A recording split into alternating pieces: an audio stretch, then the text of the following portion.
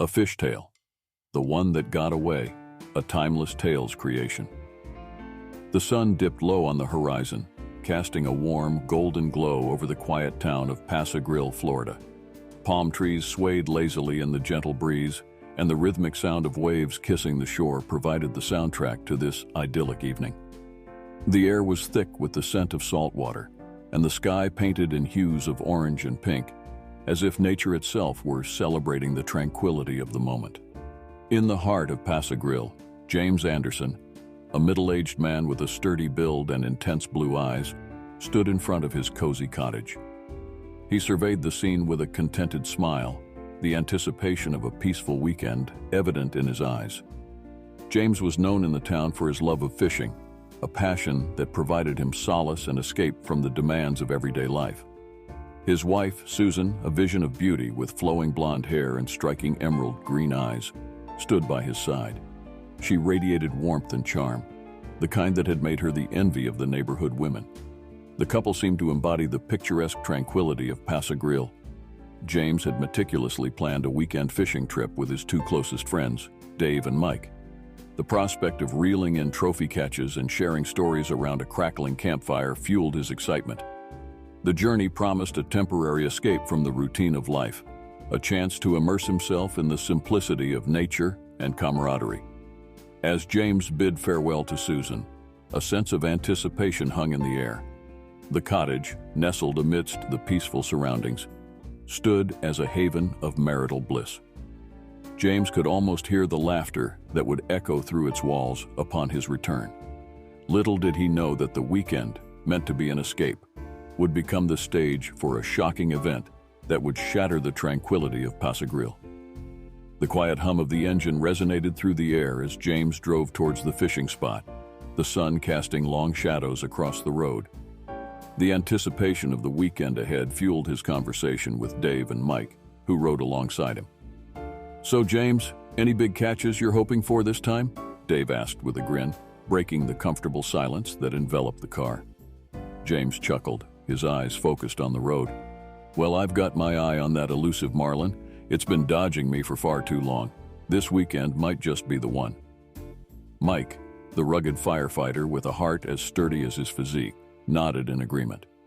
"I can practically taste the grilled fish already. It's been too long since we had a proper fishing trip." The camaraderie between the friends was palpable, a bond forged through years of shared experiences in the small town of Paso Grill. As the car cruised down the familiar roads, James felt a sense of contentment, grateful for the companionship that awaited him at the campsite. However, fate had other plans. The crackling campfire danced in the night, its warm glow casting flickering shadows on the faces of the three friends. The scent of grilled fish lingered in the air, and laughter echoed through the stillness of the forest. It was a scene of camaraderie, a tableau of friendship that seemed impervious to the challenges of life. But life has a way of testing the bonds we hold dear. As the night wore on, a sudden call pierced the tranquility. Dave's phone rang with urgency, interrupting the laughter and the crackling flames. The news delivered on the other end of the line cast a shadow over the joyous gathering. Dave's face grew solemn as he listened, the warmth in his eyes replaced by a furrowed brow. "I'm sorry, guys, I have to leave. It's a family emergency." James and Mike exchanged glances, the weight of the unforeseen circumstance settling in. The camping chairs creaked as Dave stood, a sense of urgency in his movements. "I'll make it up to you guys, promise," Dave said, his voice heavy with regret. Without much time for goodbyes, Dave disappeared into the night, leaving James and Mike alone by the dwindling campfire. The once lively atmosphere now hung in an uneasy silence, the crackling flames the only sound that dared to speak. The decision weighed heavily on James. Should he cut short the trip and return home, or should he continue the weekend alone? The anticipation of a peaceful escape clashed with the sudden void left by Dave's departure. After a moment of contemplation, James made a choice that would alter the course of his life. "I'll head back too," he said to Mike, his voice betraying a hint of disappointment. The journey back to Paso Grill was marked by a somber mood, the road stretching ahead like an endless ribbon of uncertainty. James could feel the weight of his fishing gear on his shoulders, as he approached the front door of his cozy cottage. The sun hung low on the horizon, casting long shadows across the porch. He turned the key in the lock, expecting the familiar warmth of home to greet him. Instead, an eerie silence enveloped the house, and the air seemed heavy with an unspoken tension. His footsteps were quiet in the dimly lit hallway as he tiptoed toward their bedroom. A muffled sound reached his ears, prompting a strange sense of foreboding to wash over him. The door was slightly ajar, revealing a scene that would forever be etched into his mind. The room was dimly lit, shadows dancing on the walls. Susan, the epitome of grace and beauty, was entwined with a stranger on their marital bed. James's heart skipped a beat as he took in the sight. His hands clenched into fists, and a surge of rage coursed through his veins like 1,000 volts of electricity. In a blur of emotion, James lunged into the room. His hands clenched into fists, he grabbed the stranger by the neck and slammed him against the wall. The room became a battleground, a clash of rage and fury, with James delivering blows fueled by an intensity he never knew existed within him.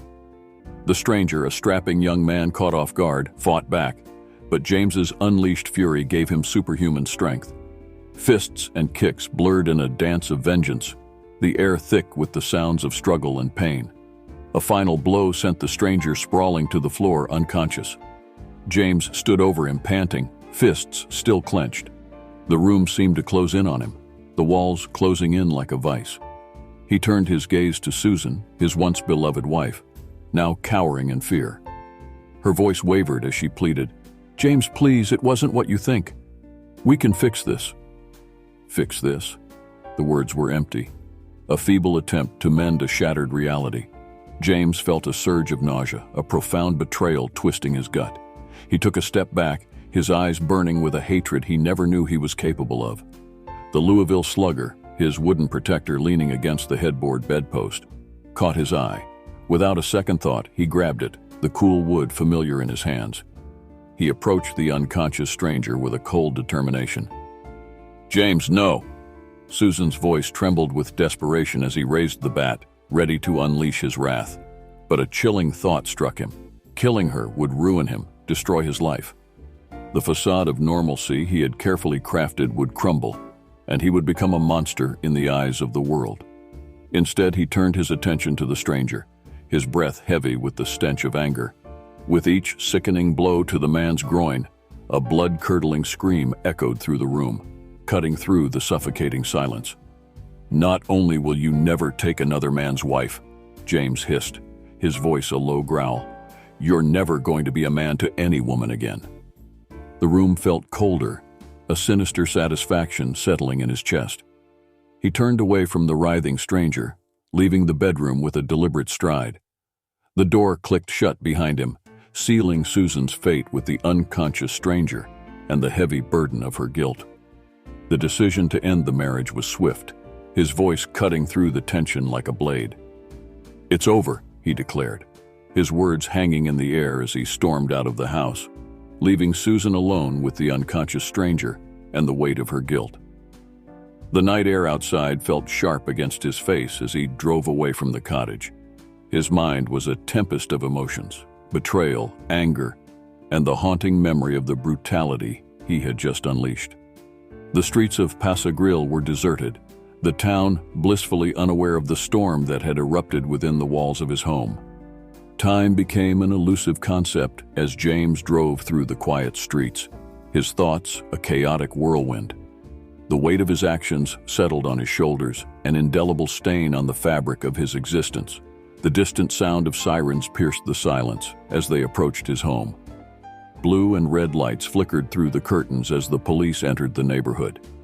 Panic clenched at Susan's chest, but she pushed it aside, a calm facade replacing the turmoil within. The police had arrived, summoned by a neighbor who had heard the commotion. James's hands trembled as he approached the cottage, the reality of the situation sinking in. As he pulled up to his house, a scene of chaos, James looked around and saw neighbors standing in their yards whispering to themselves. James got out of his car and an officer approached him. "Mr. Anderson, we got a call about a disturbance. Can you explain or have any information about what happened here?" The police officer's voice was firm, but James detected a hint of sympathy in his eyes. James met the officer's gaze, his eyes betraying nothing. "No, officer. I am just getting back early from a fishing trip with friends. The trip was cut short. One of my friends had a family emergency." The officer sighed, exchanging a knowing glance with his partner. "All right, Mr. Anderson. We'll conduct an investigation. You should consider adding some security measures to your home." As the police left, the weight on James's shoulders lifted, but a lingering unease remained. The town of Paso Grill would go on, blissfully unaware of the sinister tale that had unfolded within its confines. The door closed behind the officers, and James turned to Susan, her eyes pleading for understanding. The days that followed were a blur. James went about his life as usual, maintaining a facade of normalcy. Work, fishing with his buddies, the routine provided a semblance of control over the chaos within.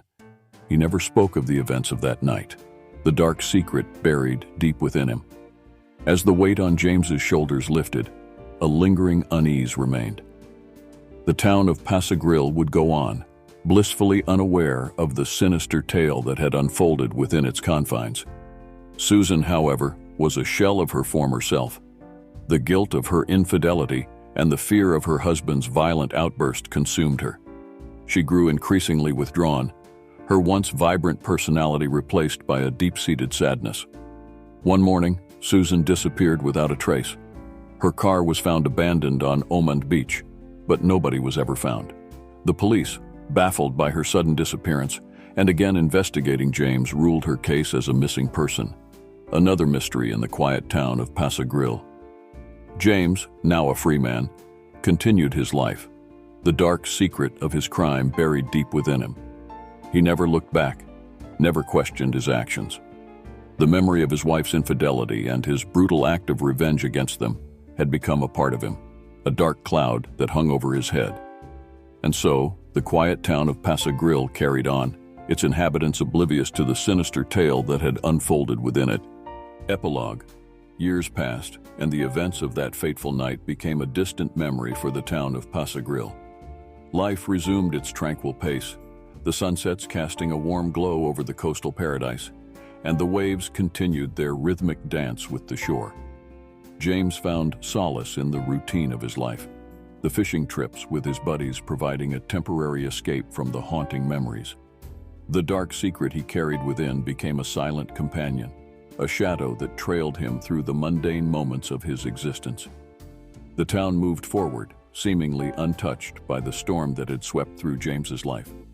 Paso Grill was a tapestry of picturesque scenes, from sun-kissed beaches to cozy cottages, where stories of love and betrayal were woven into the fabric of everyday existence. As for Susan, she remained an unsolved mystery, her disappearance adding a layer of intrigue to the town's history. The police investigation yielded no results, and the whispers of speculation lingered among the townsfolk. Some believed she had chosen to escape the weight of her guilt, while others speculated darker possibilities. The once blissful marriage of James and Susan had crumbled, leaving behind an emotional wreckage that time could not fully heal. In the quiet moments, when the sun dipped low on the horizon and the waves whispered their secrets to the shore, James couldn't escape the echoes of that night. The choices made in a moment of rage had become the threads that wove the tapestry of his destiny. Paso Grill, with its scenic beauty and tranquil facade, held within its embrace the untold stories of its residents. The town became a silent witness to the complexities of human relationships, the fragility of trust, and the consequences of choices made in the throes of passion. And so, the sun continued to set over Paso Grill, casting its golden glow over the town that harbored secrets in the shadows. The waves continued to kiss the shore, carrying with them the echoes of a fish tale that lingered in the collective memory of a town that chose, perhaps consciously, to remain blissfully unaware of the darkness that once crept into its midst. Life went on, the tapestry of stories unfolding, as the town of Paso Grill held its secrets close, allowing the currents of time to wash away the stains of the past. If you liked the video, please like, share, and subscribe to our channel.